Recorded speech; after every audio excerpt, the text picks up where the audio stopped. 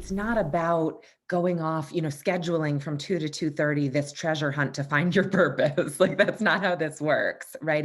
It's about who we are at our core self and what we care about in the world. You've got four things that people should be doing anyway on a daily basis, but ways you can incorporate your purpose into that. And the first one, very important, self care. Yeah, right. I mean, gosh, especially where we stand right now, it's so important. And I think I hate seeing self care get a bit of this woo woo or millennial or self indulgent kind of rap, because actually it really comes back to that oxygen mask metaphor. And so if you remember the days when we used to fly, they would tell you, put on your oxygen mask first before trying to help anyone else with theirs. Because if you pass out, you can't help anyone else.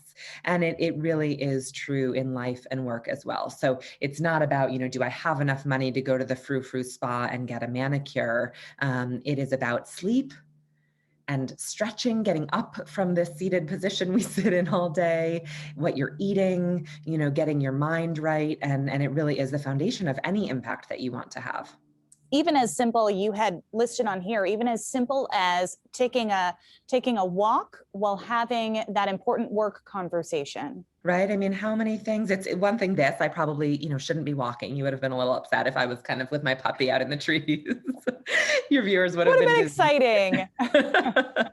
But if I just had a check-in with a colleague. We're planning our retreat. We're now all totally remote, but quarterly we get together for a few days. And I know what she looks like. She knows me. We've talked several times today. It's a pretty straightforward thing. And so I was out in the beautiful day with that pup, stretching my legs and getting some air. And so really encourage folks, especially as leaders or managers, to set the tone and invite others to follow along.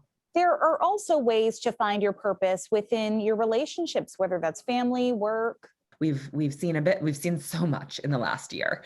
But one of the things that we've seen is the power and the essentialness of some of that unpaid work that happens in families or communities, right? Families can be biological or chosen.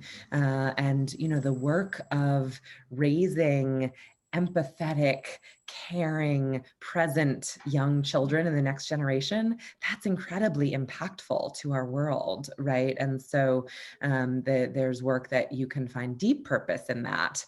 Similarly, caring for elders, right? And providing a dignified aging experience for parents or community members. Another really profound experience that sometimes doesn't have that formal professional sheen that people are looking for, but can be really purposeful. Which sort of stems into your next tip, which is simple acts in your community that can also be connected to finding your purpose.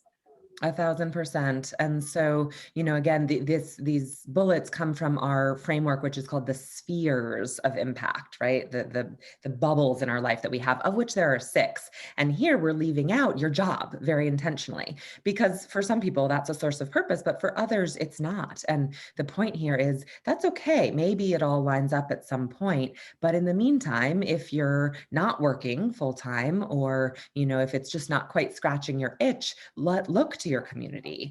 Can you be on a board, or can you just be a great informal, advocate or cheerleader or customer of, the deli down the street that's really struggled through COVID, and you are getting those takeout orders and tipping 20% as you can, right? That's a powerful way to be involved in your community, truly just by showing up and asking how people are doing. In that said, your final piece of advice is about money, because money is something a lot of us either deal with or use on a daily basis. Yeah. But knowing where to spend that money or how to spend that money, you don't have to be rich to do so. No, 1,000%. And again, this is a demystification that I'm so passionate about making, that, yes, there is massive inequality of wealth, and there are people who can be throwing around billions, and they should, more than they are currently, to fix the many problems in our world. But it doesn't mean that we can't, right? All of us buy something every day, right? And so I love the example of paper towels, right? That we can choose to buy 7th generation paper towels, which is a brand that's widely available. It's not drastically more expensive than your generic brand, much less the big box, names. And it's all post-recycled content. And they have deep commitment to long-term environmental conservation in their business and beyond. They do amazing advocacy work.